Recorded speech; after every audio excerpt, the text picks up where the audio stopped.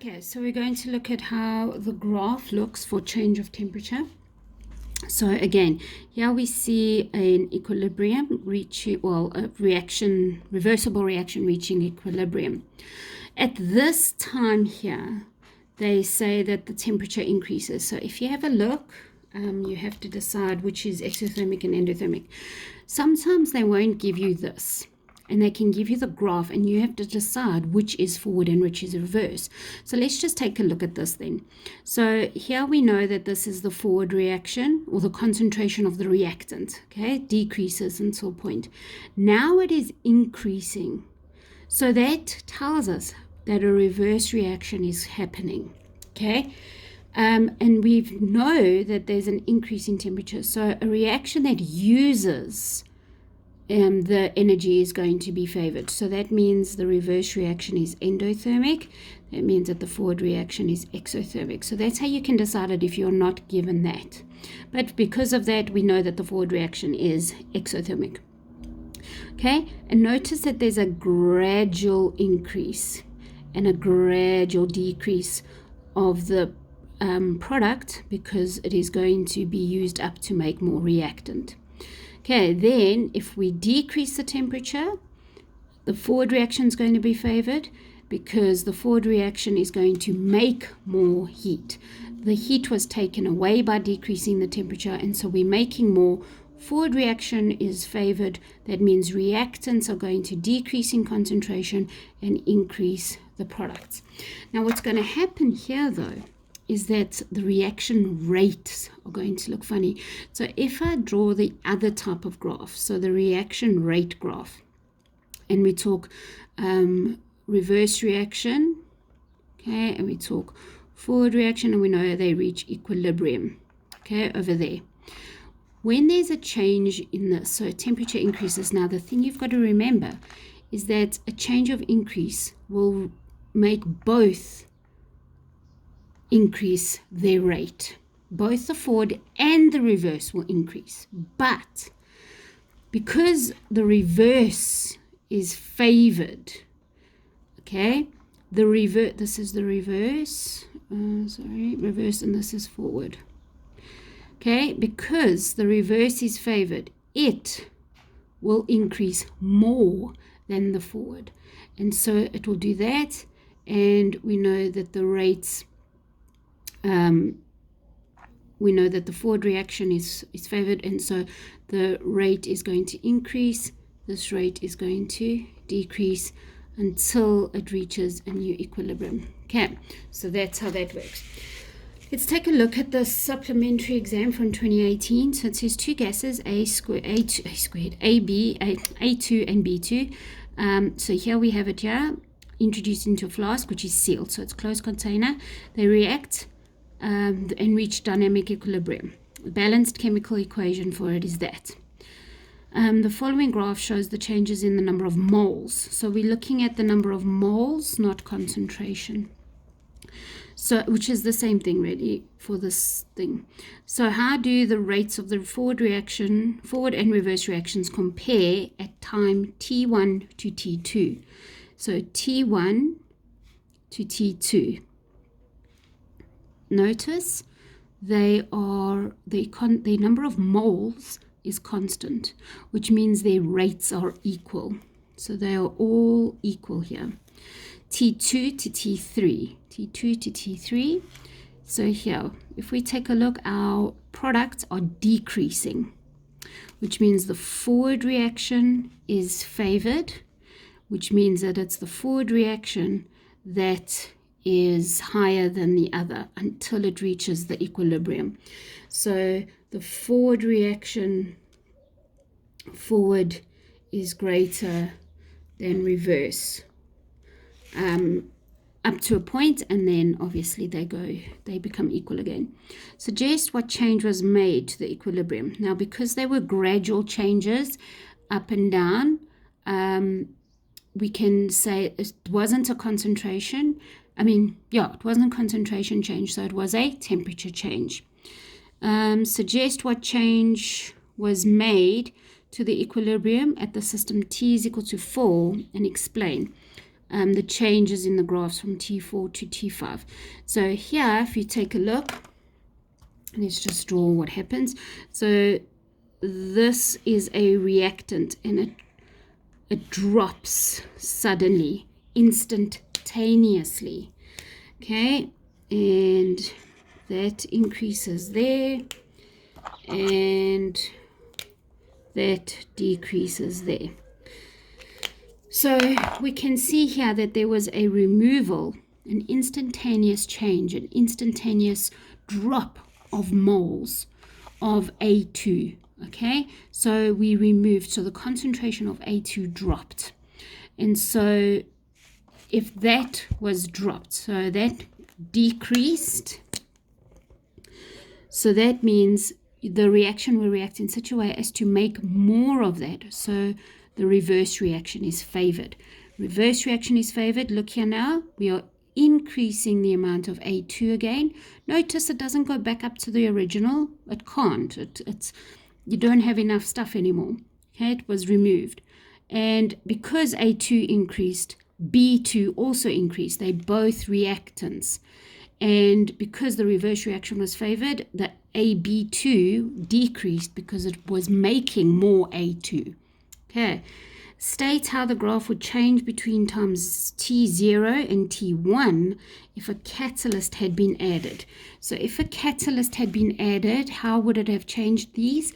It would have reached equilibrium quicker. So it would have just it would have reached this flat line sooner, because a catalyst it increases the rate of both reactions. So you would have got it there, we could have got it there, and there. The equilibrium would have reached quicker, that's all. Okay, so let me carry on with pressure. Okay, so this is the last, so it's gases only. So if the pressure of a reaction in a container increases, the reaction favored will need to reduce the pressure again. Now remember, the way we increase pressure and decrease pressure is very often we change a volume. So if you've got a container, let's say this is a container with a lid. Now, if we could somehow take that container and make it smaller, you could imagine, and remember when we played with the syringes, and when you hold your finger in front of the syringe and you close it, you can feel the pressure build up because the volume decreases, so the pressure increases. Okay, and the same is true if you're going to increase your volume somehow. You are decreasing the pressure, but by increasing the volume. Okay, so remember those two, they're inversely proportional. So let's take a look here. How do we do this? So here we have sulfur dioxide and oxygen making sulfur trioxide. We need a balanced chemical equation here. We need to see the ratios. Remember, the ratios refer to number of moles. So 2 moles of that reacts with 1 mole of that to give you 2 moles of that. When we look at reactants, we look at all the reactant moles. So 2 moles plus 1 mole gives me 3 moles. Here we have 2 moles. So we have 3 moles as reactants and 2 moles as products. The 3 moles will take up more volume, more space than the 2 moles. So high pressure, what's going to happen? A high pressure means that we want less moles to take up less space. So the forward reaction is favored. A low pressure means the reverse reaction is favored because we want the pressure to be increased again, and that means going to the number of moles, which will take up more space. Okay, remember, volume is really just space, the amount of space you take up. Okay, so the reverse reaction in this particular one is for high pressure. So high pressure, you're going to favor,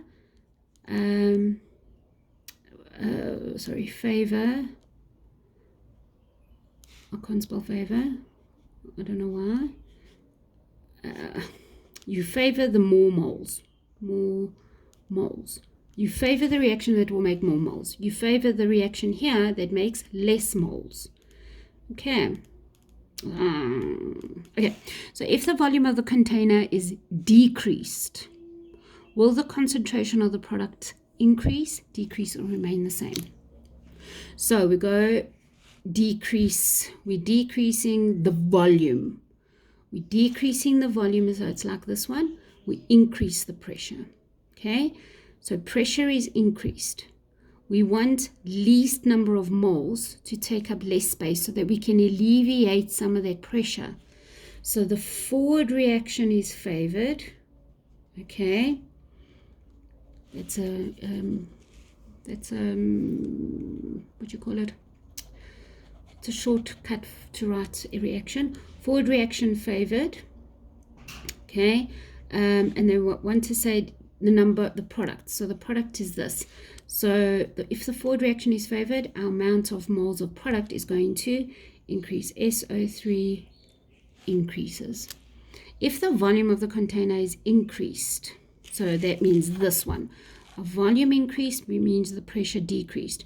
Which reaction will be favored? So the reverse reaction wants to increase the pressure again. So it's going to go to the side that has the most moles so that it takes up more space. And so it is reverse. Okay. All right. So at equilibrium, if the pressure is increased, the reaction favored will decrease the number of moles. If the pressure is decreased, the reaction favored will increase the number of moles. So let's take a look here. So because pressure affects the rate of the reaction, both the forward and the reverse reactions are affected as well, because you can't only affect the one reaction, not like concentration here. If you increase your pressure, it's going to affect your forward and reverse. And we know when we dealt with reaction rates, we dealt with if you increase the pressure, you increase the reaction rate. So that is why here is a pressure decrease. Look here, the the concentration of the one decreased. The concentration of the other one also decreased here. Sorry, that looks terrible. And this one also decreased. Now, the reason why they all decreased was because there was a decrease in pressure. So all their rates decreased. Okay, but what happened now? So notice there was a peak in all of them, and they all decreased because that pressure was relieved for the forward and the reverse reaction. But now, because it's now sorting itself out, they've initially all decrease, but then one must increase more than others. Okay, so here we can see we have 4 moles on this side. Okay, 4 moles on this side, 2 moles on this side. Pressure decrease means we want to react in that way because we want more moles to relieve the decrease in pressure.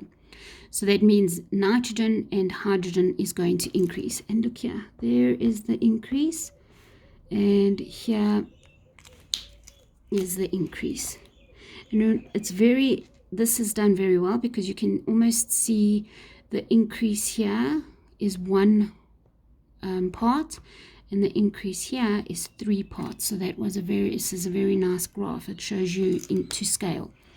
Okay, so there was an increase of 3 parts and an increase of 1 part because it's a 1 to 3. But at the same time, you can see because it's a reverse reaction that was favored, more of the ammonia is decreased. Okay, because now that reaction is favored. So initially, because of the pressure change, they all drop, but then they start moving around so that you can get back to equilibrium. Here we have an increase in pressure that will increase the rate of the forward and the reverse reactions, and so they will all spark up.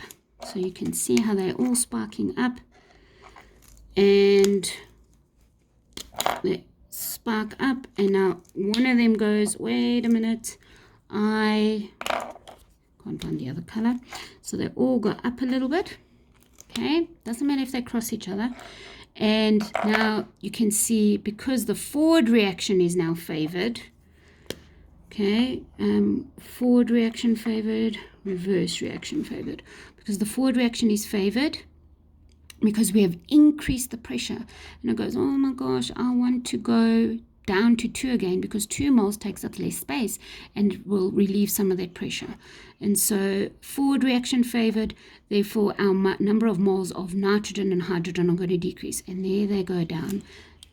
There, that one's going down, and this one's going down. And again, you can see how they're going down in the right proportion. And this one will go up because the reverse reaction is favored, and so the number of products is going to be increased. Okay, right, let's go through this quickly, and then so use the following reaction to complete the table. So we have H2 and O2 to give us water. So this is an exothermic reaction. We know it's an exothermic reaction because it makes that popping sound, and it's actually a violent reaction. Okay, so the reaction favored if pressure decreases. Okay, so let's look at how we're going to answer this. First thing we're going to see, forward reaction is exothermic. Okay, so that means we're going to put the heat over there. So it's going to be a product in the forward reaction, but a reactant in the reverse reaction. Okay, so if the pressure decreases, so that goes down, the reaction is going to react in such a way that you want to increase the pressure again. So the forward reaction is favored. What happens to the amount of oxygen? It's going to decrease because it's going to use up oxygen to make more heat. The amount of water is going to increase. Water vapor is removed from the container, so that is taken out. We want to replace the water. So forward reaction is favored. Gain amounts of that, and that will then increase again. The water will increase. The temperature increases to 50. So we are now oh gosh, sorry, I realized I did the pressure one. I thought it was temperature. So wait, let's just let me do temperature and the catalyst, and I'll come back to the pressure one again. Sorry about that. Okay, so temperature increases, so that means that's going to increase over here. Still stays on that side because that's the exothermic. So we're increasing the heat. That means that the reaction that's going to use the heat is favored, and so it's reverse reaction favored. If the reverse reaction is favored, the amount of oxygen is going to increase, the amount of water is going to decrease. Catalyst is added, no reaction is favored, nothing happens to those amounts. Okay, the only time a reaction can't do anything once it's in equilibrium already. The only time a catalyst will be of any use is before the reaction starts to take place or while the reaction is still taking place. But once it reaches equilibrium, a catalyst is useless. They've reached equilibrium. The catalyst is just there to reach equilibrium quicker. So yeah, sorry, let me just redo this one. I didn't read this one properly. Okay, pressure in the container decreases. So let's take a look. We've got 2 moles on this side and we have 3 moles on that side. So if we're decreasing the pressure, we want to increase the pressure again. And so we want to go from 2 moles to 3 moles because 3 moles takes up more space and will alleviate that decrease in pressure. So the reverse reaction is favored, sorry about that, which means that our amount of oxygen will increase and our amount of water will decrease. I think I just read temperature and not pressure. It's so easy to do. Okay, so let's take a look at this, and we can see this is the reaction. I'm actually not going to redo all of this. I'm going to talk you through these graphs. You have it written down already, so I'm going to just talk it through with you. So let me color code these. Okay. It does help, and you can do this on your exam if you want to. Okay, you really can color code. You can put color all over your question paper.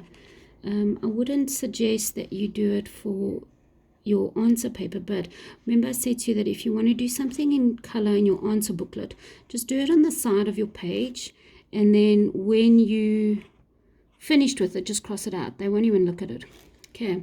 Because everything is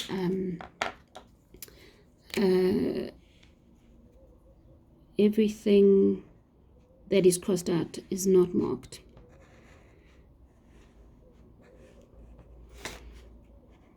Okay, and you can see some peaks and you can see some gradual things happening here. Okay, so as it goes, I'm going to color code with this.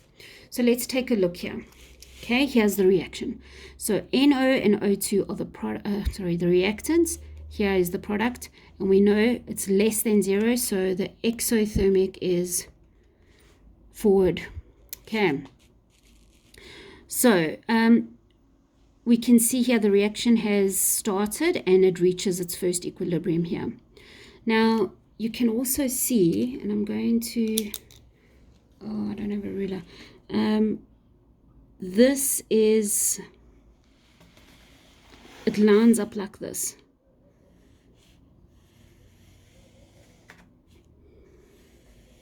So your 1 lines up, your 2 lines up, your 3 lines up, so that you can see how they correspond with each other. Now remember, part of these graphs can be in your exam. Okay, so if we take a look at number 1, what happens? We can see here that 2 of these have increased, and I think, wait a minute, I see what I've done here. Yeah, oh, that is, I've got the wrong colors here. I thought something was funny here because all of a sudden they all didn't. Sorry, so this is actually my pink one. I hate it when they do these because they can get confusing. I thought something happened here when I had these big ones. Yeah. Okay, now I'm going to do this one in blue so that we can see what's going on. Okay, so this is the little, there we go. It actually looks purple now. Okay, that's much better. Except now that doesn't look, let me just make this one look purple at least so that you can see a color change here. Okay. And let's make this one look orange. Okay, so, oh, that's so much better. Now you can see here, the green increased, the pinky orange increased, and this purple increased. They all increased.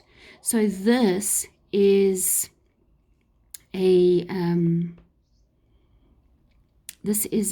increase in reaction rate, and it increased both reaction rates, the forward and the reverse.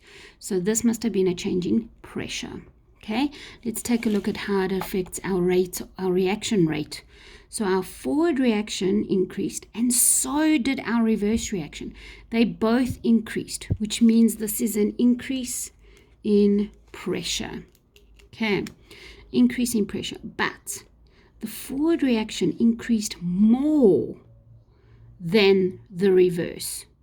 So if we take a look here, the forward reaction increased more. It went from 3 moles to 2 moles. Is that right?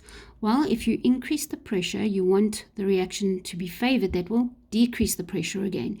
And that is done by choosing the side that has the least number of moles so that it can take up less space. Okay, so there was an increase in pressure. Both reaction rates increased initially, but the forward reaction increased more than the other because it had to try and decrease the pressure again. Okay, next one, number 2. We can see they all decreased at the same time. So that means both of them are going to decrease. This was a decrease in pressure. Both reaction rates decreased. Why? Because we know when you decrease the pressure, you decrease the reaction rates. And because they are in one container, they will both decrease. However, one decreases more than the other one. Okay, and if we take a look, it will be the forward reaction. The reverse reaction. No, the forward reaction decreased more. Why? Because the forward reaction is going to be favored. Take a look here. The reverse reaction is the solid line, and it's going to decrease, which means it is higher, the rate is higher than the reverse.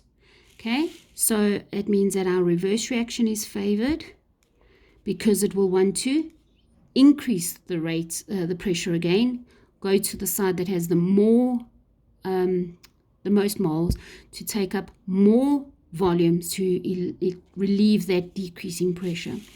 And so the forward reaction has decreased more because the rate of the reverse reaction is higher than the rate of the forward reaction because the reverse reaction is favored.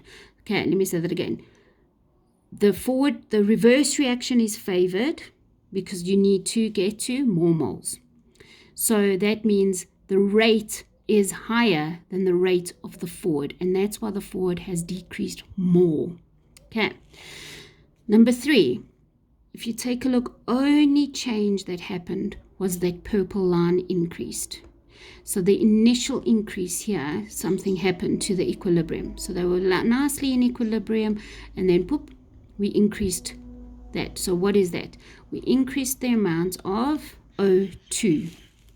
So increase O2. How does this change our reaction rate? Notice they don't both increase. Only the one that's going to decrease the reaction rate will be affected. So here is our oxygen. We've now increased the rate. We want to decrease it again. Okay, so the forward reaction is favored to use up the oxygen, and so there's our forward reaction increases its rate and then starts to decrease while the reverse starts to increase and they reach a new equilibrium. Okay, next one here we can see the NO decreases, so a decrease in NO, and so that means we decreased there. We want to react in such a way as to increase it again, so the reverse reaction is favored. Now take a look at this. It's showing the forward reaction has dropped. So it's not showing that you can show both, but it doesn't show the reaction rates are there, and then all of a sudden the forward reaction has dropped. It can show that the reverse reaction has increased. So you have to read your graph carefully. So the forward reaction has actually dropped, making your reverse reaction at a higher rate than the forward reaction. Okay, and then again, they go back to equilibrium. Here that you can see the changes happen gradually. These two increased, so our reactants increased and our product decreased, which means the reverse reaction is favored, and there's a temperature change. Okay, so reverse reaction favored. The reverse reaction is endothermic. So if the reverse reaction is endothermic, and it is favored, it's going to use up heat. So there was an increase in temperature. So an increase in temperature. Okay, now have a look here again. Both of them have increased. It's a little increase. Both of them have increased because we know that the temperature, like the pressure, will affect both reactions. Okay, so both of them will increase slightly, but the one increases more than the other one, and it's the reverse reaction that increases more than the forward because the reverse is favored. So the reverse reaction is favored, and so the rate increases. Okay, you want to make more reactants, and so there's more reactants. They increased their concentration here. The products decreased because that was used up to decrease the pressure because the reverse reaction is endothermic. And then here we can see that the reactants decreased and the product increased, which means the forward reaction is favored. So if the forward reaction is favored, that means the exothermic reaction was favored, which means it was making more heat. Therefore, there was a decrease in temperature so that the reaction favored would make more. And here you can see how they both have decreased. Remember, they're both going to decrease here because the temperature has decreased, but one decreases more than the other one. Okay, now which one will that be? The one that is not favored. The one that is favored will have the higher rate, always. Okay, just like this one. The one that is favored has the higher rate, and so if you had to read it off, you'll see that one has a higher rate than that one. Okay, so in this case, the forward reaction has the higher rate, so it drops, but not as much as the reverse reaction, and so they'll end up going with equilibrium again. All right, I hope that has helped. I'm going to stop this for now, and I'll post this. I'm going to do another one on the equilibrium constant. Okay, but this is like an hour video, so I'm going to stop there for now.